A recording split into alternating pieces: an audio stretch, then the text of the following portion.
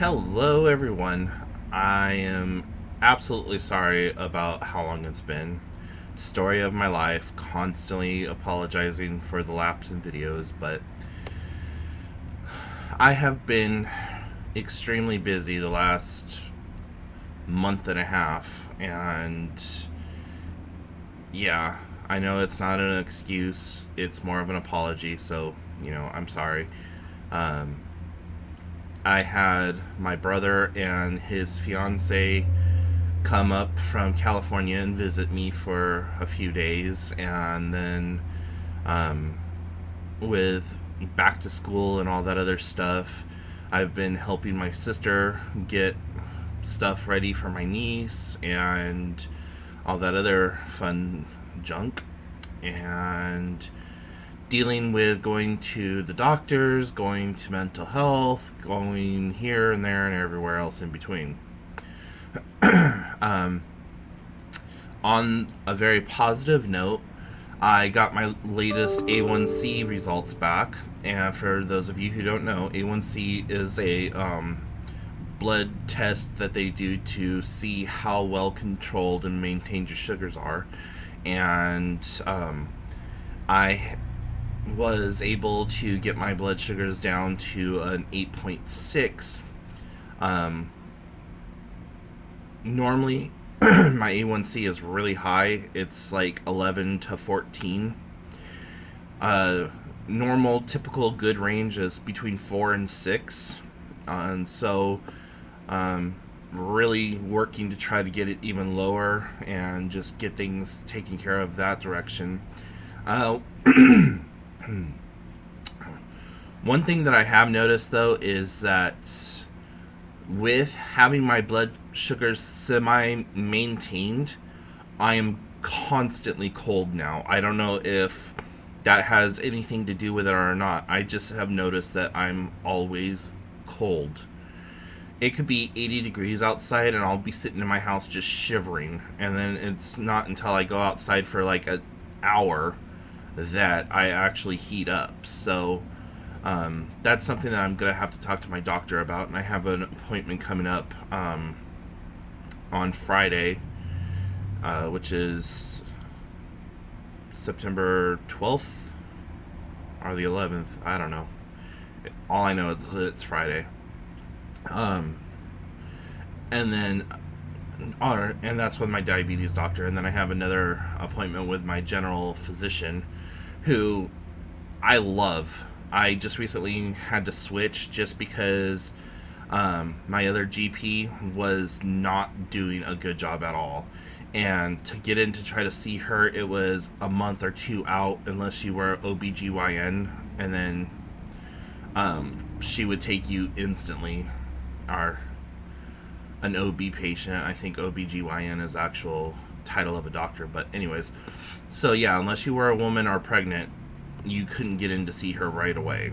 And I got really tired of that. So this new doctor that I'm going to see now, he comes highly recommended from a friend of mine who just went through the nursing course and graduated and is now a LVN or RN. I don't know which one she is, but so yeah, she said, Michael, you are really going to love this doctor. He's very hands-on, very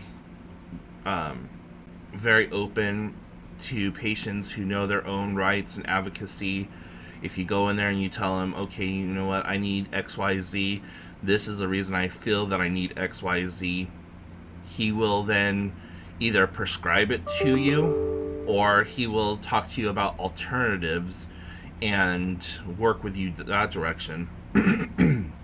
So I was really happy to hear about all of that. And we've been trying to get myself a Dexcom G4, which is a diabetic continuous glucose monitor system.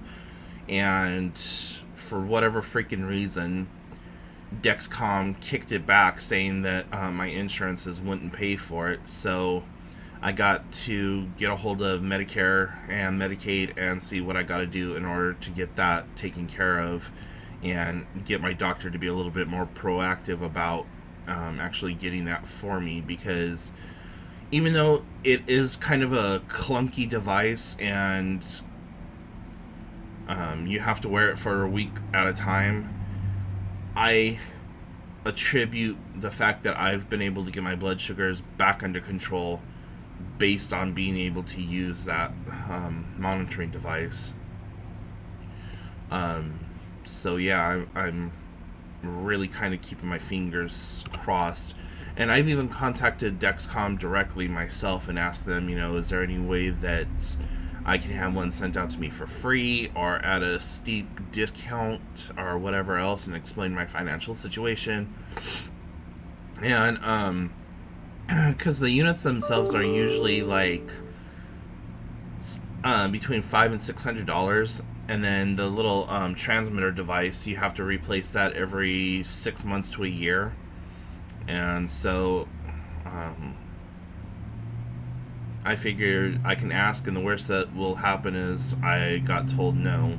And so basically that's what they said. They're like, no, there's really nothing that we can do, but we do have a patient payment plan or whatever else, blah blah blah. And for those of you who know my financial situation, payment plan, no, unless they would take 77 annual payments of 25 cents. That's about the best I could do. And I'm not in any way saying that it should just be given to me because I'm poor or whatever else. Medicare and Medicaid could pay for it if they wanted to, and if it comes recommended by my doctor, then I know that they will pay for it. But I had to submit the paperwork myself, so I think coming from a third or from a private party versus coming from a practice might make all the difference in the world. So when I go back to see him on the 15th, I'm going to have him resubmit the paperwork from the office on their letterhead and everything else. Then that way I should be able to receive it and get it up and going. The other thing that I need to kind of do is try to get maybe a new glucose monitor. I have a kind of older one, but I love it, and I would like to try to get another one of these. It's the Bear Contour USB, and it acts like a 500 megabyte thumb drive. I'm like, what the hell is 500 megabytes anymore? That's like nothing. But it works like a thumb drive. The other thing though that I love about it is and you might know this from other videos, is there's a company out there called Glooko, Glooko, and they make a smartphone app, and I've been doing beta testing for them since they basically came out on the market. And so I can connect this directly to my smartphone via their cables or whatever, and download all my readings, and then that goes onto a cloud server. And there's tons and tons of features on there that I can email my doctor all of my glucose records and all that other stuff, because I just had to actually do that. Social Security sent me out a letter. They're like, we're not sure that you're properly utilizing your blood testing strips, and we don't believe that you're using them as often and as frequently as you say you are, so we need you to send the last 90 days of your blood sugar results and graphs and all this other stuff. So I went on to Glooko. I downloaded and printed out the last 2.5 years where it shows how many times a day that I test, because they only wanted to pay for me to be able to test once or twice a week, or once or twice a day, and I test up to 5 times a day some days. And so yeah, a little bottle of 100 strips, or a bottle of 50 strips goes by really quick when you're doing it 5 to 6 times a day. So it was like a thick packet like that, and I just sent it right back to him. I'm like, here you go. here are my numbers, here's where I'm at, here's my latest A1C because I'm checking my sugar so often and so much. Here's my A1Cs from before that. Here's my A1Cs from before that one. I did like the last 8 A1C tests and sent it all back to him. And so I received a letter the other day that said, okay, well, at this time, we're going to go ahead and extend the amount of test strips and blah, blah, blah. I'm like, yeah, I'm not just doing this for the hell of it. I'm actually doing it because it is affecting my life. And I noticed that I'm starting to have other issues that are coming up. Like this shoulder here is starting to freeze up, and I just read about frozen shoulders in diabetics, and basically what happens is after a period of time, kind of like arthritis, certain joints could start to freeze up. Well, if I keep this arm in a certain position for, too long, it starts to hurt. Like right now, just holding it like that, I can already feel it starting to hurt and my muscles are tensing up. And then this elbow right here hurts so bad. I don't know what the hell happened to it. I had the doctor do an x-ray on it just to see if there was a fracture or arthritis starting in there or whatever else, and the test came back inconclusive. I'm like, well, redo them and make them conclusive, or throw me through an MRI or something. But yeah, so there's that on the health front issue. Now, mental health, I am so freaking sick and tired of going to that damn place. I honestly don't feel like they are helping me in one single bit, and I had to go in there for a review, and I flat came out and told my counselor, I'm like, look, it's nothing against you, but I honestly do not feel that the services that are being provided to me are beneficial. I don't feel helped. I don't feel better. As a matter of fact, when I have to come in here, I have such horrible dread that it makes my anxiety go through the roof. And she's all, well, what is it about coming here? Has somebody done something to you that makes you feel unsafe here? And I said, no, it doesn't. There's nothing like that. I just don't like having to come here. And so she's all, well, I think that you would benefit, blah, blah, blah. And I'm like, I think you're benefiting from me being here so that it pads your wallet. I'm like, I'm sorry, that's exactly how I feel. 9 times out of 10, I don't feel like I'm being heard. I don't feel like you are genuinely interested in me, or anyone here is genuinely interested in me, that you just want us to come through, pat us on the head, fill us full of medications, and send us out the door and collect money from the state on us. I'm like, so, no, I don't feel that coming here will be beneficial. Well, do you feel better when you leave?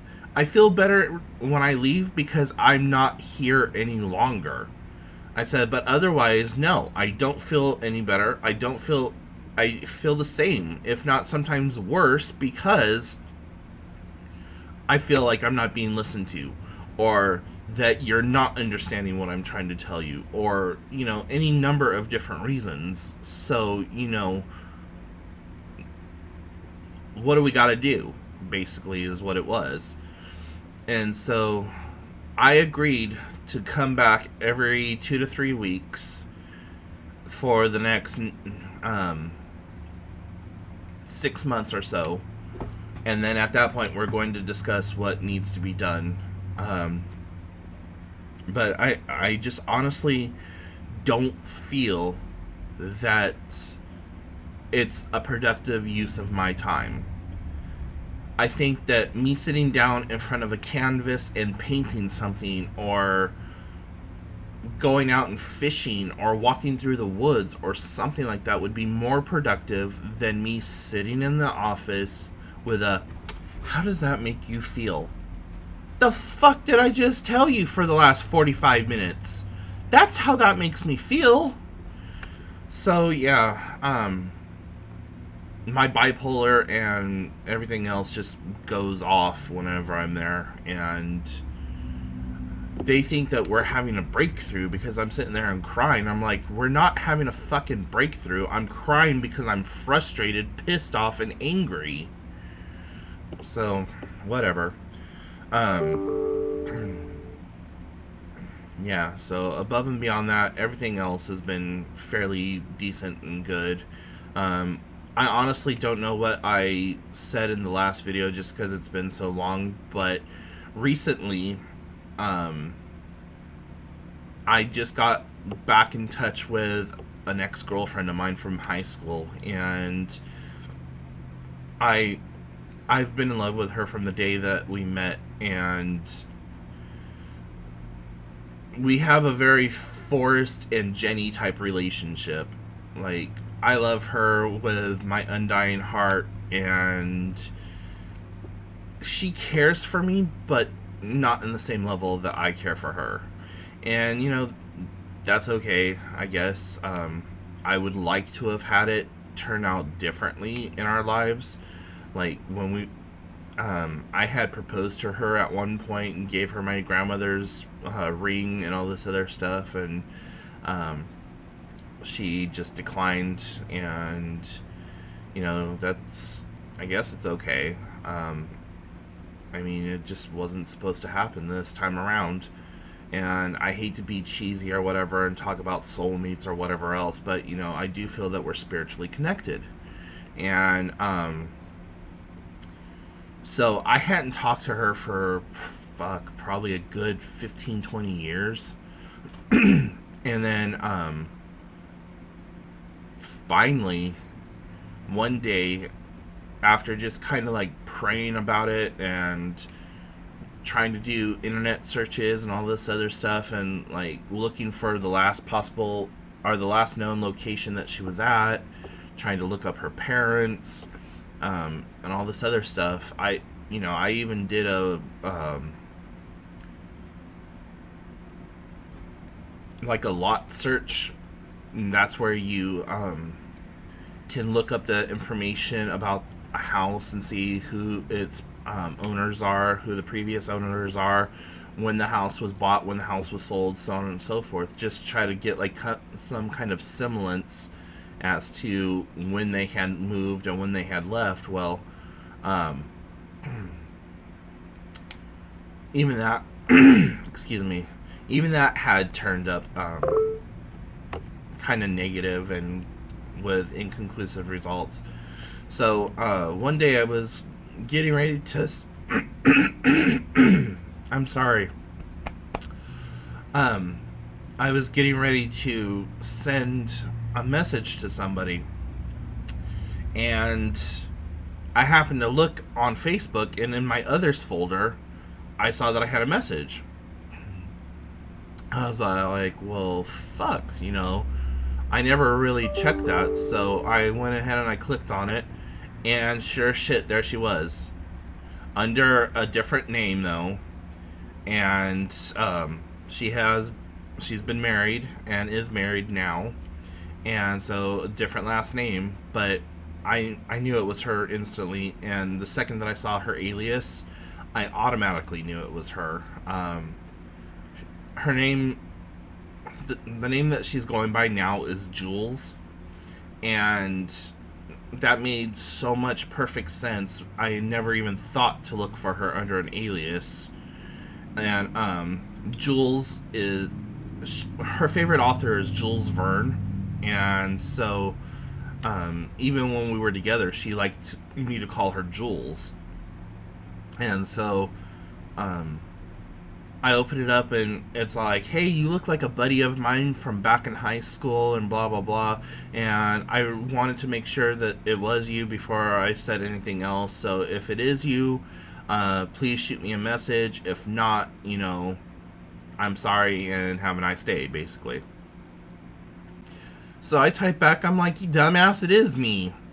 Like, and we just started exchanging Facebook messages back and forth, and then finally she called me, and it was a very, very, very good day for me. When I heard her voice on the phone, it was like, it was just memories all over again, and all the feels. Like, I've always carried a torch for this woman, and just hearing her voice on the phone again reminded me of like the hours that we would spend on the phone with each other after school, and just being able to talk and all this other stuff. And it was just so fantastically magical for me. And the other really amazing thing is that we picked up like nothing had ever passed. Like, I hadn't seen her in a few months, that type of time. So we just kind of reconnected, and we talk now at least once every week or so, because she's busy with her husband and her kids and all that other stuff. And I'm really going to try to make plans to go see her. I don't know how the hell I'm going to come up with the money to do all that, but she lives back east in Georgia. Or, I'm sorry, Carolina, one of the Carolinas.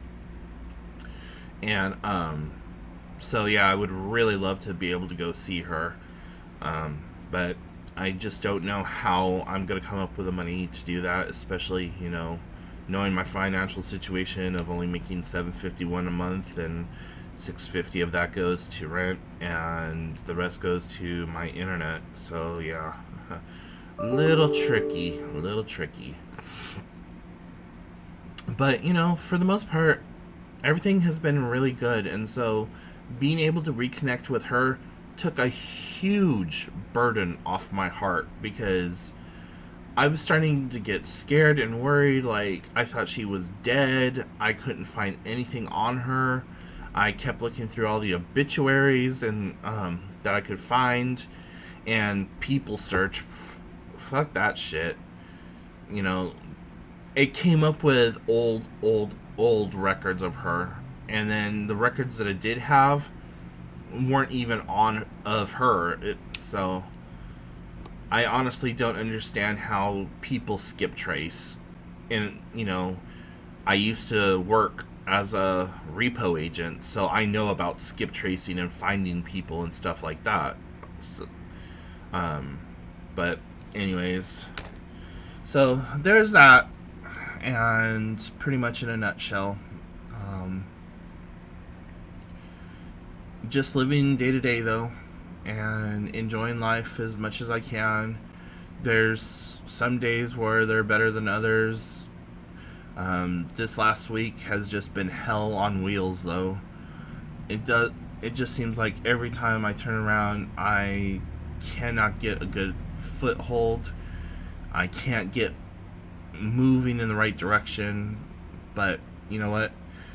I'm trying to stay positive and keeping my fingers crossed that things continue going in a good direction. And that's all we ever can do. But anyways, if you haven't done so recently, go check out the blog. It's www.hellocupcakeitsme.com. All one word, of course. And make sure to like and subscribe to the video and the YouTube channel. And it would be great if you followed me over there. And above and beyond that, I hope everything is going great with you guys, and I will talk with you soon.